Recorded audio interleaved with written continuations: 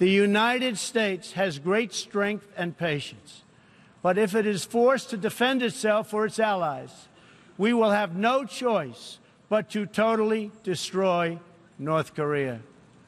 Rocket Man is on a suicide mission for himself and for his regime.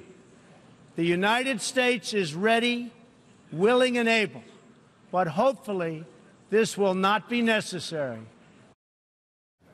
Well, that was Donald Trump delivering a stern warning to North Korea during a speech before the United Nations today. Tina Park joins me now. And Tina, you're the co-founder of the Canadian Centre for the Responsibility to Protect and also a specialist in Korean relations with the Munk School.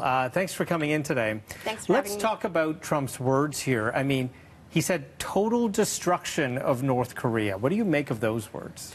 I thought it was extremely excessive. We've certainly seen a pattern of President Trump making various statements directly himself on Twitter account, and something like fire and fury certainly raised the alarm bells and heightened the tensions between the United States and North Korea. But this was a prepared speech, and in the audience of distinguished members of the international community, and I think he frankly missed an opportunity to make an important statement about the American position on North Korea and how the North Korean regime is posing a threat that is of concern not just for the East Asian order, but for the international community at large.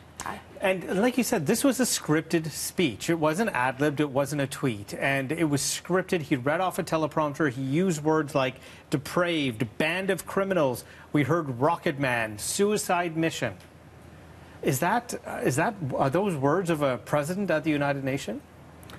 I think we're certainly looking at a very different kind of president of the United States, and these types of bellicose rhetoric feeds right into the North Korean psyche and their own rhetoric about the threat that the United States poses for the survival of the North Korean regime. How will Kim Jong-un react to those words specifically and the speech? I have no doubt that Kim Jong-un will use the very words used by President Trump to justify further investment in military weapons.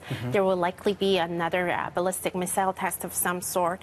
And for decades, North Korean regime justified their own nuclear investments and their other conventional weapons as a self-defense mechanism against the American threat. So when you have President Trump using words like total destruction, then it just gives enough of excessive justification for the North Korean regime. Will this scare off other countries maybe who might try to ally with North Korea even behind the scenes? Is that why he uses powerful language today?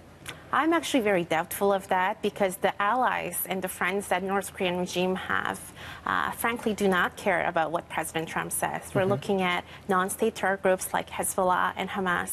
We're looking at countries like Iran and Syria, all of whom buy weapons from North Korea, and this is a very lucrative business for North Korea. And this is why the past efforts with UN sanctions haven't worked, because North Korea has business deals with these countries. So to what extent does President Trump's words today at the UN General Assembly help us in any way in terms of achieving peace on the Korean Peninsula? My answer is absolutely nothing, right? It was just his own personal views on how best to engage with North Korea, and that, frankly, will not get us very far. Tina, thank you for coming in and sharing your thoughts. Thank you. Thank you.